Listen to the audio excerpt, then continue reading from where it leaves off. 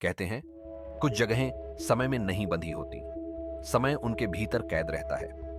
वे दिन और रात के फर्क को नहीं मानती, वे मौसमों की परवाह नहीं करती, वे बस प्रतीक्षा करती हैं। राजस्थान की सूनी पहाड़ियों के बीच, जहां दिन में सूरज आग की तरह बरसता है और रात में सन्नाटा चुभने लगता है, वहीं खड़ा था रुद्रगढ़ का किला।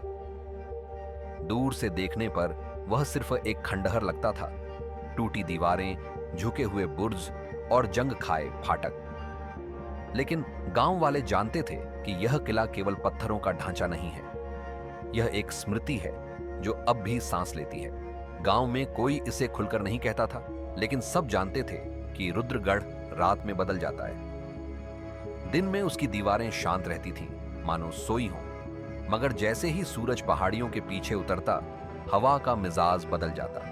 पेड़ों की पत्तियां एक साथ हिलती, जैसे किसी संकेत पर। किले की दिशा से आती हवा में एक अजीब सी ठंडक होती, जो रेगिस्तान की गर्मी के बिल्कुल विपरीत थी। बुजुर्ग कहते थे, रात में किला जागता है, और जागने का मतलब सिर्फ आवाजें नहीं होता, जागने का मतलब होता है स्मरण। रुद्रगढ़ से जुड़ा एक नियम था जो किसी किताब में नहीं लिखा गया, लेकिन हर घर में फुसफुसाया जाता था। सूरज ढलने के बाद न तो किले के पास जाना है, न उसकी ओर देर तक देखना है। ऐसा नहीं कि लोग डरपोक थे, यह डर ऐसा था जो पीढ़ियों से स्थानांतरित हुआ था। एक ऐसा डर जो तर्क नहीं मांगता, बस आज्ञा देता है। कुछ जवान हंसते थे, कहते थे कि ये सब कहानियां हैं, बूढ़ों की कल्पनाएं। लेकिन वही जवान जब रात में अकेले होते और उन्हें लगता कि कोई भारी कदम उनके पीछे चल रहा है, तो वे बिना पीछे देखे तेज चलने लगते। बबलू इस गांव से बरसों पहले चला गया था। शहर की रोशनी, शोर और नौकरी ने उसे इतना घेर लिया था कि रुद्रगढ़ की यादें कहीं दब गई थीं। लेकिन कुछ यादें दबती नहीं, बस सही समय का इंतजार करती हैं। पिछले कुछ महीनों से बबलू को नींद में वही सपना आने लगा था। एक लंबा गलियारा, दीवारों से टपकती नमी और कहीं दूर से आती आवाज, जो कोई भाषा नहीं बोलती थी, बस उपस्थिति दर्ज कराती थी। हर बार सपना उसी मोड़ पर टूटता जहां गलियारा अंधेरे में घुल जाता, और हर बार उसकी नींद टूट जाती, पसीने में डूबा हुआ। वापसी का कारण कोई त्योहार या पारिवारिक जरूरत नहीं थी, वह एक फोन कॉल था।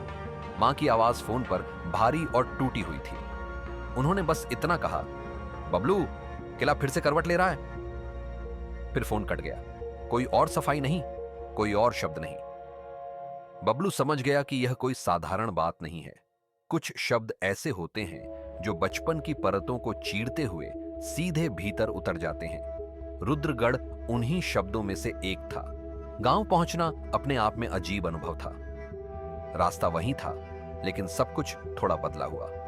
पेड़ ज्यादा घने लग रहे थे, हवा ज्यादा भारी। लोग उसे देखकर मुस्कुराए, लेकिन उनकी मुस्कान में एक सवाल छुपा था, तू वापस क्यों आया? बबलू ने ज्यादा बात नहीं की। शाम होते होते उसने किले की दिशा में देखा। दूर पहाड़ी पर खड़ा वह ढांचा सूरज की आखिरी रोशनी में कुछ पल के लिए चमका, फिर अंधेरे में डूब गया। उस पल बबलू को लगा जैसे किसी ने उसे देख लिया हो। उस रात वह सो नहीं सका। आधी रात के आसपास, जब गांव पूरी तरह शांत हो चुका था, उसे बाहर से धीमी आवाजें सुनाई दी। कोई बातचीत नहीं, कोई कदमों की तेज आवाज नहीं, बस एक नियमित लय, ठक ठक ठक, जैसे कोई भारी बूट पहनकर धीरे धीरे चल रहा हो। उसने खिड़की से झांक कर देखा। सड़क खाली थी, लेकिन आवाज बंद नहीं हुई। वह आवाज सड़क पर नहीं थी, वह कहीं दूर पहाड़ी की दिशा से आ रही थी। सुबह होते ही बबलू ने तय कर लिया कि वह किले के पास जाएगा। दिन में वह खुद को समझा रहा था कि रात की आवाजें सिर्फ कल्पना थी। कैमरा, टॉर्च और मोबाइल लेकर वह निकला। किले तक जाने वाला रास्ता कच्चा था, और जैसे जैसे वह आगे बढ़ता गया, आसपास की हवा ठंडी होती गई। दिन की धूप वहां अजीब तरह से फीकी लग रही थी। किले के पास पहुंचते ही उसे एक अजीब सा एहसास हुआ, जैसे उसने सीमा पार कर ली हो। मुख्य द्वार विशाल था। लकड़ी सड़ चुकी थी, लेकिन लोहे की कीलें अब भी मजबूती से जमी थीं। अंदर कदम रखते ही उसे लगा कि आवाजें बदल गई हैं। बाहर की हवा की आवाज यहां पहुंचकर थम गई थी। भीतर एक अलग ही सन्नाटा था, घना, चिपचिपा। दीवारों पर उभरे निशान किसी जमाने की कहानी कह रहे थे। कहीं तलवार की खरोंचें, कहीं आग के धब्बे। बबलू ने कैमरा ऑन किया, लेकिन स्क्रीन पर हल्की सी झिलमिलाहट थी। किले के भीतर चलते हुए उसे एहसास हुआ कि समय धीमा हो गया है। कदम रखते समय फर्श की ठक ठक असामान्य रूप से गूंज रही थी। तभी उसने पहली बार साफ सुना किसी के चलने की आवाज। यह आवाज उसकी नहीं थी। वह रुका, आवाज भी रुकी। उसने आगे कदम बढ़ाया, आवाज फिर शुरू हो गई। यह संयोग नहीं था, यह अनुकरण था। इतिहास उसे याद आने लगा। रुद्रगढ़ का अंतिम राजा, वीर, निर्दयी और संदेहग्रस्त। युद्ध के समय उसने अपने ही सैनिकों को विश्वासघात के शक में जिंदा दीवारों में चिनवा दिया था। कहा जाता है कि उन सैनिकों की आखिरी चीखें किले की नींव में कैद हो गईं। उसी रात किले में आग लगी। राजा और उसके दरबारी कभी बाहर नहीं आए। सुबह सिर्फ जली हुई दीवारें थीं और एक ऐसी खामोशी जो अस्वाभाविक थी। एक पुराने कक्ष में बबलू को कुछ अजीब दिखा। एक टूटा हुआ आईना। उसने जैसे ही उसमें देखा, उसे अपना प्रतिबिंब नहीं दिखा। वहां एक और चेहरा था, धूल से सना, आंखों में थकान और चेहरे पर पहरे का भाव। बबलू ने पीछे हटकर आईना तोड़ना चाहा, लेकिन हाथ हवा में ही रुक गया। आईने से धीमी आवाज आई, ड्यूटी पर रहो। वह आवाज आदेश नहीं थी, स्मरण थी। अचानक हवा तेज हो गई। दरवाजे अपने आप बंद होने लगे। जो रास्ता वह अभी अभी पार करके आया था, वहां अब दीवार खड़ी थी। बबलू का दिल तेज धड़कने लगा।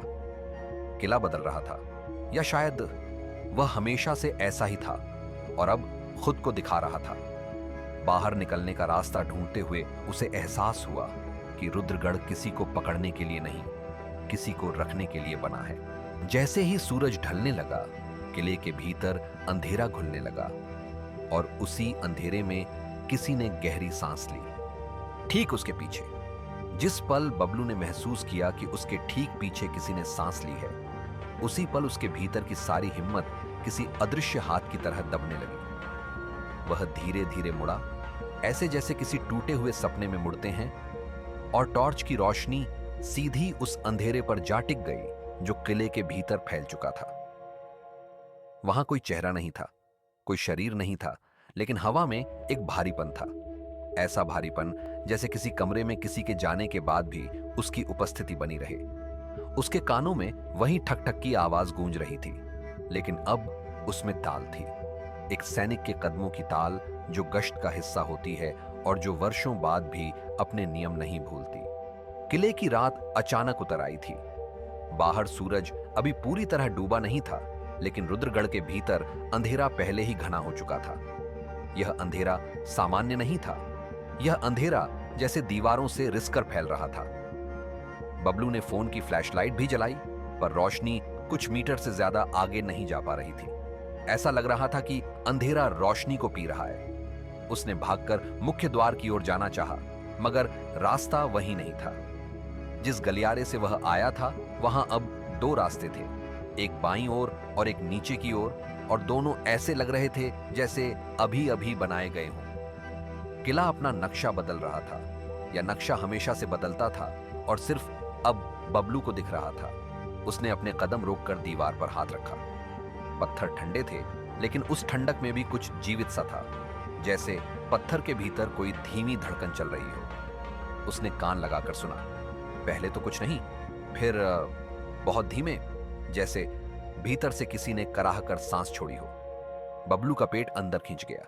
उसने खुद को समझाया कि यह हवा होगी, पुरानी दरारों से निकलती हवा, लेकिन उसके मन ने उसी क्षण जवाब दे दिया, यह हवा नहीं है, यह कैद है। धीरे धीरे उसे याद आया कि गांव के बुजुर्ग किस तरह बिना आंख मिलाए रुद्रगढ़ का नाम लेते थे। मां ने कहा था, किला करवट ले रहा है। अब उसे समझ आ रहा था कि करवट लेने का मतलब दरवाजे बंद होना नहीं, करवट लेने का मतलब है पुरानी चीजों का जागना। बबलू ने कैमरा उठाकर रिकॉर्ड करना चाहा, पर स्क्रीन पर फिर वही झिलमिलाहट थी। अब झिलमिलाहट के बीच कुछ आकृतियां भी बनने लगी। काली, धुंधली, जैसे किसी पुराने युद्ध की परछाइयां। कैमरा सच दिखा रहा था या भ्रम, यह तय करना मुश्किल था। वह नीचे जाने वाले रास्ते पर चला, क्योंकि ऊपर की ओर कहीं से हवा आती महसूस हो रही थी और उसे लगा कि ऊपर निकलने का रास्ता होगा। लेकिन जैसे ही वह कुछ कदम नीचे उतरा, हवा पूरी तरह बंद हो गई। सीढ़ियां लंबी थीं और उन पर धूल जमी थी, मगर धूल पर कुछ ताजा निशान भी थे, गीले, जैसे किसी ने अभी अभी वहां से गुजरा हो। बबलू ने टॉर्च झुकाकर देखा।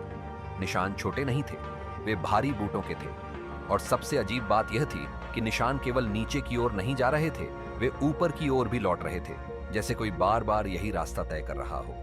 एक गश्त, एक ड्यूटी, एक। सीढ़ियों के अंत में एक बड़ा सा तहखाना था। दीवारें मोटी और काली थीं, हवा में नमी और लोहे की गंध थी। बबलू के कदम धीरे हो गए। उसे लग रहा था कि इस जगह की हवा में कुछ फंसा है, किसी की आखिरी सांस, किसी की आखिरी चीख। तभी उसके कानों में एक और आवाज आई। अब यह कदमों की नहीं थी, यह दीवारों के भीतर से आती धीमी, टूटी फूटी फुसफुसाहट थी। शब्द साफ नहीं थे, लेकिन भाव था, शिकायत, दर्द और आदेश।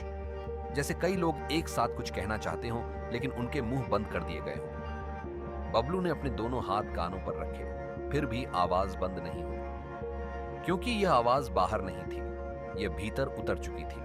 तहखाने के बीचों बीच एक पत्थर का स्तंभ था और उसके चारों ओर पुराने लोहे की जंजीरें पड़ी थीं। बबलू ने टॉर्च से रोशनी डाली तो जंजीरों पर सूखे खून जैसे गहरे धब्बे दिखे। वहीं पास में एक जगह दीवार का हिस्सा कुछ अलग था। पत्थरों के बीच की जोड़ाई नई लग रही थी, जैसे किसी ने बाद में उसे बंद किया हो। बबलू के भीतर एक भयानक जिज्ञासा उठी। उसने उंगलियों से उस हिस्से को टटोला। पत्थर ढीले नहीं थे, मगर जोड़ के बीच की मिट्टी नरम थी, ऐसे जैसे भीतर से नमी निकलकर उसे हर दिन गीला करती रहती हो। उसी क्षण दीवार के भीतर से एक धीमी आवाज आई, बहुत धीमी, लेकिन शब्द साफ थे। पानी। बबलू की रीढ़ में सर्द बिजली दौड़ गई। वह पीछे हट गया। कौन है? उसकी आवाज सूखी थी, जैसे गला ही भूल गया हो कि बोलना क्या होता है। दीवार के भीतर से फिर वही आवाज, इस बार जैसे अधिक पास। पानी, ड्यूटी, खत्म। यह सिर्फ एक आवाज नहीं थी, यह किसी की मांग थी, किसी कैद किए गए की। और बबलू को अब समझ आ रहा था कि जिंदा चिनवाए गए सैनिक सिर्फ कहानी नहीं थे।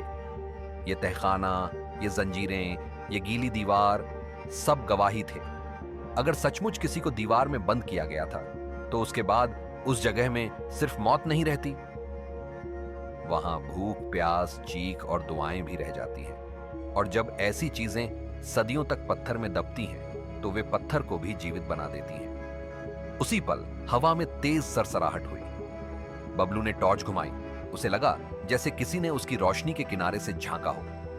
एक पल के लिए उसे एक चेहरा दिखा, काला, धूल से भरा, आंखें खाली, और फिर सब गायब। वह अपने कदम पीछे खींचने लगा, लेकिन उसके पैरों के नीचे पत्थर जैसे चिपक गए। उसने जोर लगाया, तभी जमीन के नीचे से एक हल्का सा कंपन आया, जैसे किले ने सांस खींची हो, और उसके साथ ही पूरा तहखाना एक बार गूंज उठा, ठक ठक ठक। अब यह आवाज कहीं दूर से नहीं, चारों ओर से आ रही थी, जैसे कई सैनिक एक साथ चल रहे हों। बबलू समझ गया, यह गश्त सिर्फ एक नहीं, पूरी टुकड़ी की है। वह दौड़कर तहखाने की सीढ़ियों की ओर भागा, पर सीढ़ियां अब वैसी नहीं थीं। वे बढ़ गई थीं। जितना वह चढ़ता, उतना ही लगता कि सीढ़ियां आगे खिसक रही हैं। टॉर्च की रोशनी में उसे अपनी ही परछाई अजीब लग रही थी। परछाई की गर्दन लंबी दिख रही थी, जैसे किसी दूसरी परछाई ने उसके साथ चिपक कर चलना शुरू कर दिया हो। उसकी सांस तेज हो गई। तब उसे याद आया, किले में सांसें नहीं, किला सांस लेता है। किसी तरह वह ऊपर पहुंचा, लेकिन बाहर निकलने के बजाय एक नए गलियारे में निकल आया। यह गलियारा पहले नहीं था। इसकी दीवारों पर पुराने चित्र बने थे, युद्ध के चित्र, आग के चित्र, और बीच में राजा का चित्र। राजा के चेहरे पर मुस्कान थी, लेकिन आंखों में कुछ ऐसा था जो इंसान का नहीं लगता। बबलू ने आगे बढ़कर देखा। राजा के पीछे चित्र में कई चेहरों की रेखाएं थीं, ऐसे जैसे किसी ने उन्हें घिसकर मिटाना चाहा हो। और उन घिसे हुए चेहरों के बीच एक चेहरा साफ उभर रहा था, एक युवा सैनिक का, जिसके माथे पर पसीना और आंखों में डर था। बबलू का शरीर कांप उठा। उसे लगा ये चित्र नहीं, रिकॉर्ड है। किला अपने भीतर सब कुछ रिकॉर्ड करता है। तभी बबलू ने महसूस किया कि उसके हाथ में पकड़ रखा कैमरा बहुत भारी हो गया है। उसने नीचे देखा, उसके हाथ पर धूल जमने लगी थी। धूल नहीं, राख। उसकी उंगलियां काली होने लगी, जैसे किसी पुराने आग के धुएं ने उसे छू लिया हो। उसने हाथ झटका, लेकिन राख और जम गई। उसी पल उसके कान के पास किसी ने बहुत धीरे से कहा, अब तू भी। बबलू पीछे मुड़ा। हवा में कोई नहीं था, मगर दीवार पर उसकी परछाई के साथ एक दूसरी परछाई भी थी, ऊंची, चौड़ी, हेलमेट जैसी आकृति वाली। और उस परछाई के हाथ में कोई लंबी चीज थी, भाला या बंदूक नहीं, वह युद्ध का कोई पुराना हथियार था। बबलू ने अपनी परछाई हटाने के लिए एक कदम लिया, पर दूसरी परछाई उसके साथ ही हिली। वह उससे अलग नहीं हो रही थी, वह उसके साथ चिपक चुकी थी। अब बबलू को सच का पहला टुकड़ा मिल चुका था। रुद्रगढ़ में मरने वाले गए नहीं हैं, वे ड्यूटी पर हैं। और ड्यूटी का नियम है, पहरा कभी खत्म नहीं होता। जो आएगा वह या तो लौटेगा नहीं, या लौटेगा तो अपने साथ किसी को ले आएगा। यही कारण था कि गांव वाले रात में किले की ओर नहीं देखते, क्योंकि देखने का मतलब है संबंध बन जाना, और संबंध बनने के बाद किला आपको याद रखता है, हमेशा के लिए। उस रात किले के भीतर पहली बार बबलू ने अपनी ही सांसों के बीच एक और सांस सुनी। यह सांस थकी हुई थी, जैसे किसी ने सदियों से पहरा दिया हो। और उस सांस के साथ एक आवाज आई, जो इस बार उसके दिमाग में नहीं, सीधे उसके दिल में उतर गई। नीचे आ, जो सच है वो दीवारों के पीछे है। रात अब पूरी तरह किले के भीतर उतर चुकी थी। यह रात बाहर की रात जैसी नहीं थी। यह एक ऐसी रात थी जो दीवारों के भीतर जन्म लेती है और वहीं सांस लेती है। बबलू गलियारे के बीच खड़ा था और उसके चारों ओर परछाइयां हिल रही थीं। वह जान चुका था कि वह अब सिर्फ एक इंसान नहीं रहा। किला उसे पहचान चुका था। पहचान का मतलब यहां स्वागत नहीं था, पहचान का मतलब था दावा। जैसे कोई पुराना मालिक किसी खोई हुई चीज पर दोबारा हाथ रखता है। उसके हाथों पर जमी राख अब ठंडी नहीं लग रही थी, वह भारी हो रही थी, जैसे किसी और की थकान उसमें उतर रही हो। वह नीचे की ओर बढ़ा, जहां से आवाज आई थी। हर कदम के साथ दीवारें पास आती लगती, जैसे रास्ता उसे संकरा करके अपने भीतर खींच रहा हो। टॉर्च की रोशनी अब कांप रही थी और कैमरा अपने आप बंद हो चुका था। बबलू को एहसास हुआ कि किला अब रिकॉर्ड नहीं चाहता, वह भागीदारी चाहता है। गलियारे के अंत में एक विशाल द्वार था, जिस पर कोई ताला नहीं था, फिर भी वह बंद था। बबलू ने धक्का दिया, लेकिन द्वार नहीं हिला। तभी उसके पीछे से वही ठक ठक की ताल उभरी, अब साफ, अब बहुत पास। यह कोई अकेला पहरेदार नहीं था, यह पूरी व्यवस्था की चाल थी, जैसे किला खुद चल रहा हो। द्वार अचानक अपने आप खुल गया। भीतर एक बड़ा सा प्रांगण था, काले पत्थरों से बना, ऊपर खुला आकाश, जिसमें तारे अजीब ढंग से टिमटिमा रहे थे, जैसे वे भी पहरा दे रहे हों। बीच में खड़ा था वह राजा, लेकिन यह राजा मांस का नहीं था, यह स्मृति का शरीर था। उसका चेहरा धुएं जैसा बदलता रहता, कभी स्पष्ट, कभी धुंधला। उसकी आंखों में न क्रोध था, न करुणा, बस आदेश। बबलू ने महसूस किया कि उसकी टांगें खुद ब खुद सीधी हो गई हैं, जैसे किसी ने उसे सावधान की मुद्रा में खड़ा कर दिया हो। यह डर नहीं था, यह प्रशिक्षण था। राजा की आवाज गूंजी, गहरी, भारी, जैसे पत्थरों के भीतर से निकल कर आई हो। उसने बताया कि रुद्रगढ़ किसी युद्ध से नहीं टूटा, वह डर से बना। डर से कि सैनिक भागेंगे, डर से कि आदेश टूटेंगे, डर से कि नियंत्रण खत्म हो जाएगा। उस डर ने राजा को निर्दयी बना दिया और उसी निर्दयता ने किले को जीवित। जब सैनिकों को दीवारों में चिनवाया गया तो उनके शरीर मरे, लेकिन उनका कर्तव्य नहीं। कर्तव्य मरता नहीं, वह विरासत बन जाता है। और विरासत को किसी न किसी को उठाना होता है। बबलू ने विरोध करना चाहा, लेकिन उसके भीतर कोई और आवाज उठी, सैनिक की आवाज। उसे लगा कि उसकी सांसों की लय बदल रही है, उसके कंधे भारी हो रहे हैं, उसकी परछाई अब उससे अलग नहीं लग रही थी। वह उससे आगे बढ़कर दीवार पर पहरा देने लगी थी। राजा ने कहा कि हर पीढ़ी में किला किसी को चुनता है, किसी ऐसे को जो देख सके, जो लौटे और जो फिर वापस आए। बबलू समझ गया कि उसके सपने, उसकी बेचैनी, उसकी वापसी सब एक तैयारी थी। किला उसे बरसों से बुला रहा था। राजा ने हाथ उठाया। प्रांगण के चारों ओर दीवारें खुलने लगीं और भीतर से चेहरे उभर आए, सैनिकों के चेहरे। कोई चीख नहीं, कोई आक्रोश नहीं, बस थकान और अनुशासन। वे सब पहरे पर थे। बबलू ने देखा कि उनमें से कुछ चेहरे उसे जाने पहचाने लगे। गांव के लोग जो बरसों पहले गायब हुए थे। वे मरे नहीं थे, वे नियुक्त हो गए थे। किला किसी को खा नहीं रहा था, वह किसी को संभाल रहा था, अपने तरीके से। एक पल के लिए बबलू के भीतर विद्रोह उठा। उसने कदम पीछे खींचा। तभी प्रांगण की हवा बदल गई, ठंडी से भारी। राजा की आवाज सख्त हुई। उसने कहा कि विरासत से भागा नहीं जा सकता। लेकिन उसी क्षण बबलू को अपनी मां की आवाज याद आई। किला करवट ले रहा है। उसे समझ आया कि करवट का मतलब चयन भी हो सकता है। अगर किला बदल सकता है तो विरासत भी बदल सकती है। उसने अपनी सांसों को स्थिर किया, जैसे उसने ध्यान करना सीख लिया हो। परछाई थमी, ठक ठक की ताल धीमी पड़ गई। बबलू ने पहली बार राजा की आंखों में कुछ और देखा, दरार। वह दरार आदेश की नहीं, स्मरण की थी। स्मरण की डर से बनी चीजें डर से ही टूटती हैं। उसने एक कदम आगे बढ़ाया, लेकिन सावधान की मुद्रा में नहीं, मानवीय। उसने कहा कि पहरा डर से नहीं, समझ से होना चाहिए। शब्द हवा में तैर गए। सैनिकों के चेहरे एक पल को हिले। किले की दीवारों में कंपन हुआ, जैसे पत्थरों ने सुना हो। राजा हंसा, एक सूखी टूटी हुई हंसी। उसने कहा कि बदलाव का मूल्य होता है, और मूल्य वही चुकाता है जो सीमा पर खड़ा होता है। उसी क्षण बबलू के भीतर दर्द उठा, कंधों में, रीढ़ में, जैसे कोई बोझ उतरकर फिर से चढ़ रहा हो। उसे लगा कि अगर वह रुका तो पहरा उसे ले लेगा, अगर वह चला तो किला किसी और को चुनेगा। यह निर्णय नहीं था, यह हस्तांतरण था। आकाश में तारे एक पल को रुक गए। प्रांगण की रोशनी फीकी पड़ गई। बबलू ने आखिरी बार चारों ओर देखा। सैनिक, दीवारें, राजा, सब कुछ स्मृति जैसा।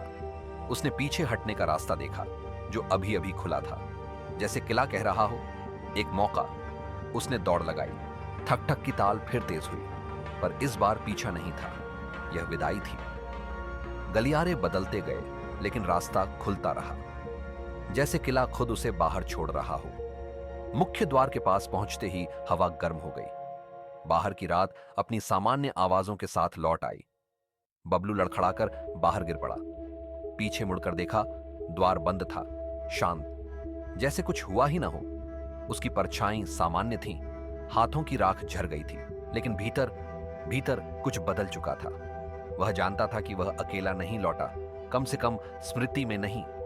सुबह गांव वालों ने उसे देखा, वही सवाल, वही नजरें। बबलू ने कुछ नहीं कहा। वह जानता था कि कुछ बातें बताई नहीं जाती, वे निभाई जाती हैं। रात को जब हवा चली, उसने दूर से वही ठक ठक सुनी। इस बार डर नहीं था, इस बार समझ थी। पहरा जारी था, लेकिन विरासत हिल चुकी थी।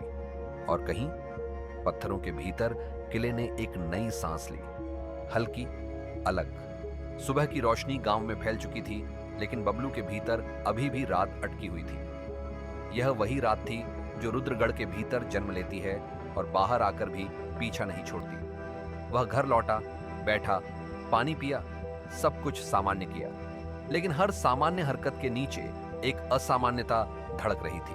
उसे पता था कि वह किले से अकेला नहीं लौटा। कोई परछाई उसके साथ नहीं आई थी, कोई आवाज भी नहीं, लेकिन एक जिम्मेदारी आई थी। जिम्मेदारी किसी हथियार की नहीं, किसी पहरे की नहीं, जिम्मेदारी स्मरण की। स्मरण के डर से बने नियम टूट सकते हैं और विरासत बदली जा सकती है। गांव वाले उस दिन असामान्य रूप से शांत थे। कोई उससे सवाल नहीं कर रहा था, कोई हंसी नहीं, कोई फुसफुसाहट नहीं। जैसे सबने अनकहा समझौता कर लिया हो। जो किले से लौटता है उससे पूछताछ नहीं होती। शाम ढलते ढलते बबलू ने पहाड़ी की ओर देखा। रुद्रगढ़ दूर खड़ा था, वैसा ही टूटा हुआ, खामोश। लेकिन उसे लगा कि खामोशी में अब वह भारीपन नहीं है। हवा बदली हुई थी, ठंडक अब चुभती नहीं थी, वह बस मौजूद थी। किले की ओर देखते हुए बबलू ने पहली बार महसूस किया कि डर एक दिशा खो चुका है। रात आई, वही रात, लेकिन अलग। ठक ठक की ताल दूर से उभरी, फिर धीमी पड़ गई। यह अब पीछा नहीं थी, यह समय की चाल थी। बबलू समझ गया कि किले ने अपना नियम नहीं बदला, उसने अपना अर्थ बदला है। पहरा अब भी है, लेकिन वह डर से नहीं, साक्षी बनने से चलता है। जो भीतर जाता है उसे पकड़ना लक्ष्य नहीं, जो देख लेता है उसे समझाना लक्ष्य है। रुद्रगढ़ अब खाने वाला नहीं था, वह याद दिलाने वाला बन रहा था। कुछ दिनों बाद गांव में पहली बार एक अजीब घटना हुई। एक युवक जो वर्षों से रात में घबराकर उठता था, उस रात शांति से सोया। एक बूढ़ा जो किले की दिशा से कांप जाता था, पहाड़ी की ओर देखकर बोला, आज हवा ठीक है। कोई चमत्कार नहीं, कोई घोषणा नहीं, बस छोटे छोटे परिवर्तन। बबलू ने यह सब देखा और कुछ नहीं कहा। उसे पता था कि परिवर्तन शोर नहीं करता, वह धीरे धीरे जगह बनाता है। एक सप्ताह बाद बबलू फिर किले की ओर गया, दिन में नहीं, रात में। इस बार कैमरा नहीं था, टॉर्च नहीं थी, बस वह और उसकी सांसें। मुख्य द्वार खुला नहीं, लेकिन बंद भी नहीं था, वह स्वीकार की मुद्रा में था। भीतर कदम रखते ही अंधेरा नहीं बढ़ा, गलियारे स्थिर थे, दीवारों से कराह नहीं, बस हल्की सरसराहट थी, जैसे पत्ते हवा से बात कर रहे हों। तहखाना वही था, जंजीरें वही, लेकिन दीवारों से पानी की मांग नहीं आई। वहां एक शांति थी जो पहले कभी नहीं थी, जैसे दीवारों ने भी राहत ली हो। प्रांगण में राजा की आकृति उभरी, अब धुएं जैसी नहीं, पत्थर जैसी। उसकी आंखों में आदेश नहीं, स्वीकृति थी। उसने कुछ नहीं कहा, बबलू ने भी कुछ नहीं कहा। दोनों के बीच शब्दों की जरूरत नहीं थी। यह संवाद नहीं था, यह हस्तांतरण का समापन था। राजा की आकृति धीरे धीरे फीकी पड़ी और प्रांगण की दीवारों में विलीन हो गई। सैनिकों के चेहरे उभरे नहीं, ठक ठक की ताल थमी नहीं, वह बस लय में बदल गई। पहरा अब किसी एक की नहीं, समय की हो गया था। बबलू बाहर लौटा, इस बार गिरा नहीं। उसने मुड़कर देखा, द्वार बंद था, लेकिन बंद होने में क्रूरता नहीं थी, जैसे किसी ने दरवाजा खटखटाने के बाद शांति से बंद कर दिया हो। वह समझ गया कि उसका काम यहां खत्म नहीं हुआ, बस बदल गया है। वह पहरेदार नहीं बना, वह कथावाचक बन गया। जो देखा है उसे डर बनाकर नहीं, स्मरण बनाकर आगे पहुंचाना उसका दायित्व था। महीने बीते। गांव में बच्चे अब भी रुद्रगढ़ के पास नहीं खेलते थे, यह ठीक था। डर हटाना लक्ष्य नहीं था, सम्मान लौटाना लक्ष्य था। रात में हवा चलती और कभी कभी दूर से ठक ठक सुनाई देती, लेकिन अब वह आवाज किसी को बुलाती नहीं थी। वह बस बताती थी कि समय चल रहा है, पहरा जारी है। पर अब पहरा किसी को बांधने के लिए नहीं, किसी को जगाने के लिए है। और अगर कभी आप रात में रुद्रगढ़ की ओर देखें तो शायद आपको भी लगे कि दीवारें देख रही हैं। घबराइए मत, वे अब गिनती नहीं कर रही, वे बस साक्षी हैं, क्योंकि पहरा कभी खत्म नहीं होता, वह रूप बदलता है। यही रुद्रगढ़ का अंतिम सच है। अगर इस कहानी की परछाइयां आपको अब भी महसूस हो रही हों, तो वीडियो को लाइक कीजिए और कमेंट में लिखिए, क्या आप रुद्रगढ़ में एक रात बिताने की हिम्मत रखते हैं? ऐसी ही डर और रहस्य से भरी कहानियों के लिए चैनल को सब्सक्राइब करना मत भूलिए, क्योंकि कुछ किले सोते नहीं और कुछ कहानियां खत्म नहीं होती।